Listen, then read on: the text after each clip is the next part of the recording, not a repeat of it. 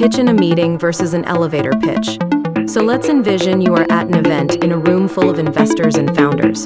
Everyone is vying for the attention of the investors. You have the chance to approach one of the investors so that has been on your hit list.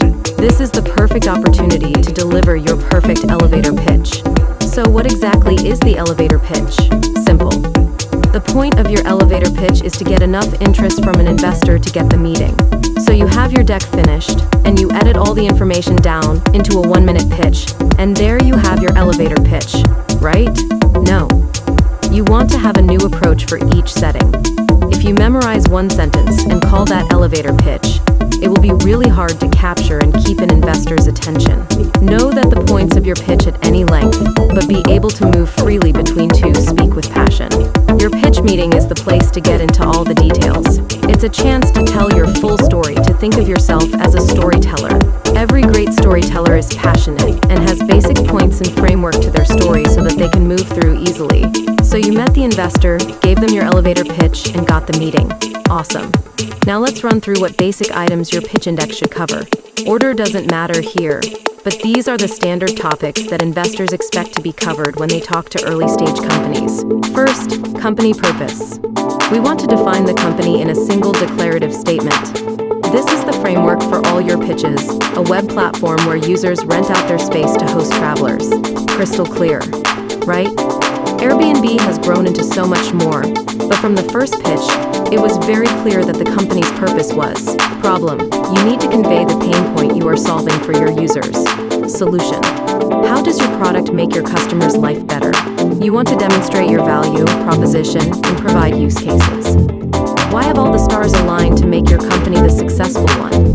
For example, Uber, long in San Francisco where public transportation was poor, cab service was difficult, and the population was booming. SF has obviously proven the rest of the world is ready for Uber.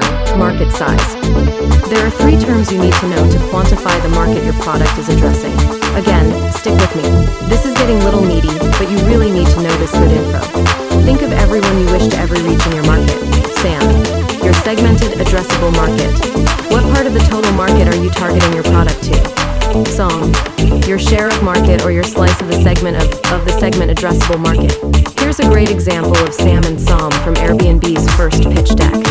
Airbnb estimated that $1,900,000,000 was spent booking trips worldwide, and $532 million was spent on budget and online travel.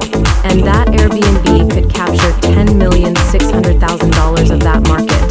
So $1,900,000,000 TAM, $532 million SAM, and $10,600,000. So competition. We covered this in depth in the previous video, but know your competitors and list your competitive advantages. Product and demo. Show your product, demo the product, and discuss where your product is at, how you got here, and the product roadmap, the business model. Do you have a plan on how you tend to make money? It can be speculative but defensible for early-stage companies. Do you have customers yet paying or non-paying? You just want to show interest. What in your background gives you that unfair advantage? Financials. You want to cover any company financials here. And what would be your burn rate, or what more money a month it takes to run the company? Here's also where you want to discuss what you are raising and why. You now have the basics of your pitch deck and elevator pitch to practice and refine, and a better play prepared for any questions your potential investors are going to throw you